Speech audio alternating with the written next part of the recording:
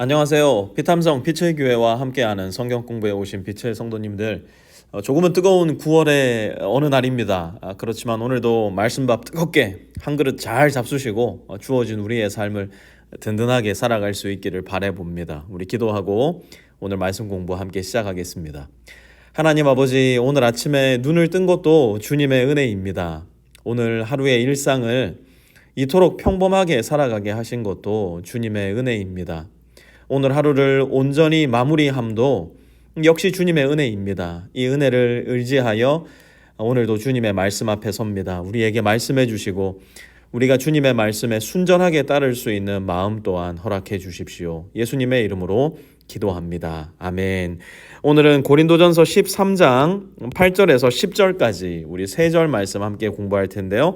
우리 8절 말씀 먼저 한번 읽어보도록 하겠습니다. 사랑은 없어지지 않습니다. 아멘. 다시 한번 본문 말씀 읽어볼까요? 사랑은 없어지지 않습니다. 아멘. 지금 운전하면서 비탐성 듣고 계신 성도님들 계시죠? 같이 한번 지금 읽었던 것도 읽어봅시다. 시작. 사랑은 없어지지 않습니다. 아멘. 사랑은 어떻게 한다고요?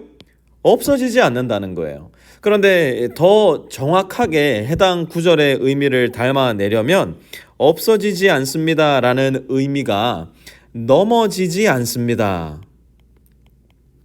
혹은 실패하지 않습니다. 이렇게 번역하는 것이 사실은 더 좋습니다. 지금 바울은 사랑과 12장에서 언급했던 은사들을 나란히 놓고 소위 비교를 하고 있는 거예요. 사랑과 은사들, 이것을 동일선상에 놓고 한번 보자는 겁니다. 어떤 비교를 하고 있는 걸까요? 8절 한번 계속 볼까요? 그러나 예언도 사라지고 방언도 그치고 지식도 사라집니다. 예언이라는 은사가 등장하고요. 방언, 지식이라는 은사가 등장을 하는데요. 이런 은사들이 어떻게 된다고요? 넘어질 수 있다는 거예요. 사랑은 넘어지지 않지만 예언도 방언도 지식도 넘어질 수 있다는 거예요. 없어질 수 있다는 거예요. 실패할 수도 있다는 겁니다. 특별히 바울은 다시 한번 말씀드리지만 오늘 본문에서 3가지 은사를 나열합니다. 예언, 방언, 지식을 나열하고 있는데요. 이러한 것들이 없어질 수 있다는 거예요. 고린도 성도들은 은사 중에서도 방언에 대한 사랑, 지식에 대한 사랑이 유별났던 것으로 보입니다. 반면 바울은 은사 중에 예언에 대한 평가를 유독 후하게 내리는 편이었는데요. 그렇게 고린도 성도들이 사랑하는 은사, 바울이 높이 쳐주는 은사 역시도 자빠지고 넘어지고 결국은 사라지고 만다는 거예요. 특별히 우리 한국 교회 안에서는요, 이 방언에 대한 은사를 두고 폐해가 굉장히 컸던 적이 많았어요. 한때 한국 교회들에서 유행했던 은사가 방언의 은사였는데요. 심지어 방언 은사를 받기 위해서 부흥 성회 같은 것들이 전국 방방 곳곳에서 열리는 웃지 못할 현상도 일어났던 적이 있었습니다. 방언이 왜 이렇게 주목을 받는 은사였냐? 이 방언을 한국 교회에서는 마치 구원의 표징 혹은 구원의 확증인 것처럼 이야기했던 적이 있었어요. 할렐루야를 빨리 말하면 방언이 터진다 그래서 기도 시간만 되면 할렐루야 할렐루야 할렐루야, 나중에는 코카콜라 막 이런 걸 외치는 웃지 못할 기현상이 한국 교회 곳곳에서 벌어지기도 했었습니다. 진짜예요. 그런 적이 있었어요.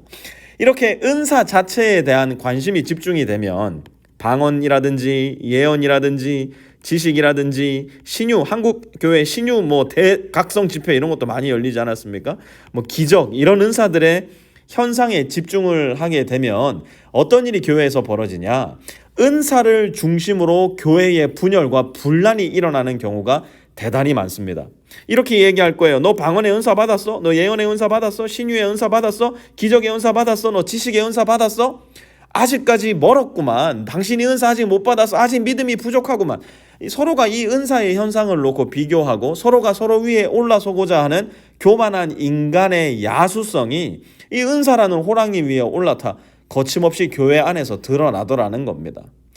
은사를 잘못 사용하면요, 그 은사가 아무리 뛰어나고 우수해도 그 은사 때문에 주님의 몸된 교회가 통째로 고꾸라지는 일이 일어나더라는 것이죠. 이거 우리 한국 교회는 많이 경험해 보아서 잘 알고 있는 겁니다. 그런데 사랑을 하면요, 사랑할 때 교회는 절대로 넘어지지 않습니다. 교회 안에 중심이 사랑이 되어 있을 때 교회는 절대로 고꾸라지지 않아요. 사랑은 어떻게 한다 했죠? 우리 어제 말씀 기억나십니까? 사랑은 오래 참는데요. 오래 참아서 여러분 깨어지는 관계 보셨어요? 사랑은 또 뭐라고 했어요?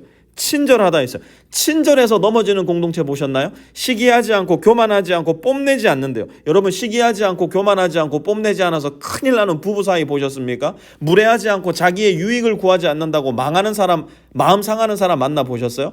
불의를 기뻐하지 않고 진리와 함께 기뻐한다고 망하는 관계 보셨나요? 아니에요. 오히려 이렇게 사랑할 때, 이렇게 사랑으로 가꾸어지는 가정, 사랑으로 서가는 관계, 사랑으로 뿌리 깊이 내린 교회는 시간이 지나면 지날수록 더욱더 든든히 서가고 그 안에서 더욱더 달고 맛있는 열매들이 튼실하게 맺혀가게 되더라는 것이죠. 왜 그렇습니까? 8절 한번 다시 보세요. 사랑은 어떻게 한다고요?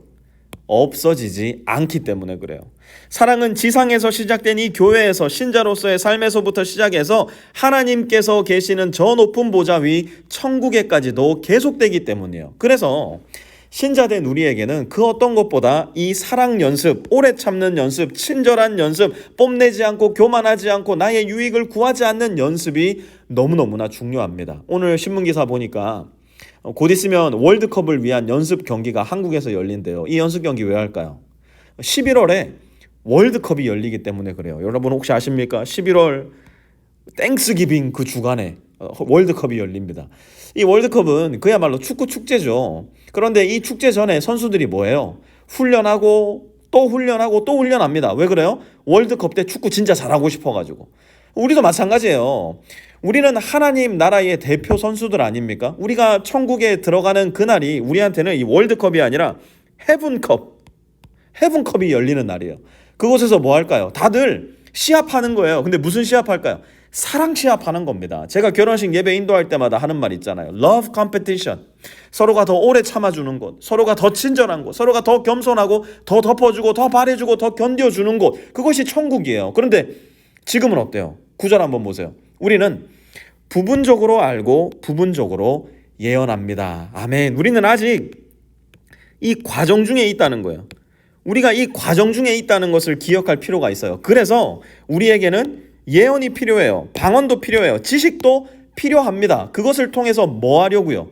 많이 알면 다른 사람한테 뽐내고 좋겠지. 방언하면 기도 더 잘할 수 있겠지. 예언하면 속이 시원하고 좋겠지. 이러려고 우리에게 은사가 있는 게 아니라 이러한 은사들을 통해서 교회가 도무지 말이 통하지 않는 세상에 무엇을 커뮤니케이트 하는 거예요?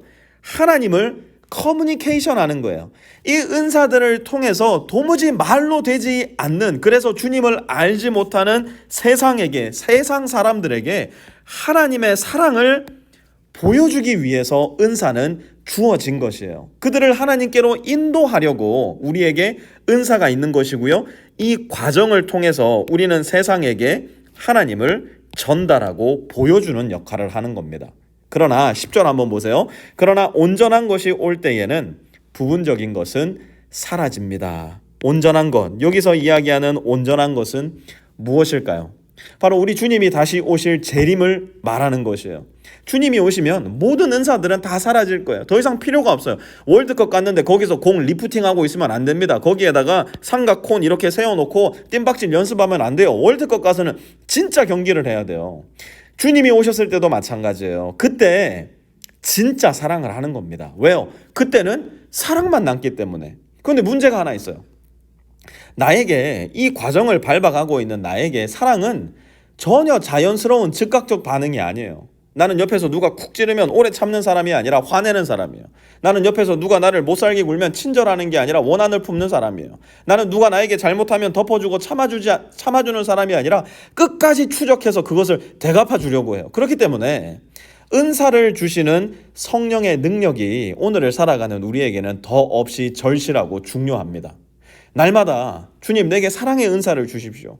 내 안에 사랑의 열매가 맺히게 해주십시오. 그리고 헤븐컵에 나갈 하나님 나라의 대표 선수처럼 사랑을 내가 결단하고 결정할 수 있어야 돼요. 그렇게 우리 안에 사랑의 근육이 조금씩 더 생겨날 때 우리에게도 사랑할 수 있는 실력이 길러지게 될 겁니다.